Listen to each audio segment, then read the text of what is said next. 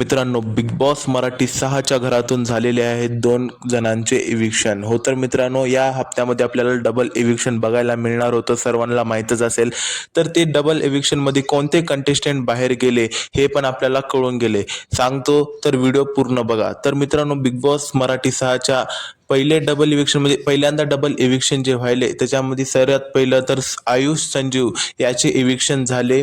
मग त्यानंतर करण सोनावणे याचे इविक्शन झाले. हो तर मित्रांनो, करण सोनावणेचं पण इविक्शन झालेलं आहे या वीकमध्ये. सोबतच आयुष संजीवचं सुद्धा इविक्शन झालेलं आहे. मित्रांनो, हे आपल्याला असं बघायला मिळालेलं आहे की सर्वात कमी वोट इथं आयुष संजीवला भेटले होते. यामुळे आयुष संजीवला बाहेर काढण्यामध्ये आलेला आहे. नंतर पण करण सोनावणेला ना खूप जास्त म्हणजे पहिल्या दुसऱ्या नंबरवर तो रँक करत होता, तरी त्याचे इविक्शन इथंच झालेलं आहे. म्हणजे आपल्याला हे कळून गेले की बिग बॉस मराठी 6च्या घरामध्ये वोटचं जास्त काही घेणं देणं नाही. कारण एवढे जास्त वोट भेटूनही करणला बाहेर करण्यात आलं, इविक्शन करण्यात आलं. त्याचं म्हणजे हे काही मला आवडलं नाही.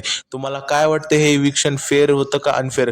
म्हणजे आता संजीवचं इविक्शन, आयुषचं इविक्शन जे होतं ना ते तर फेअर होतं, कारण तो बॉटमला होता. पण जे करण आहे तो तर टॉपला होता ना, तर त्याचं इविक्शन कसं काय झालं? तुमचं काय मत कमेंटमध्ये नक्की सांगा माझ्या मनानं. तर हे अनफेअर इविक्शन आहे करणचं बघितलं तर.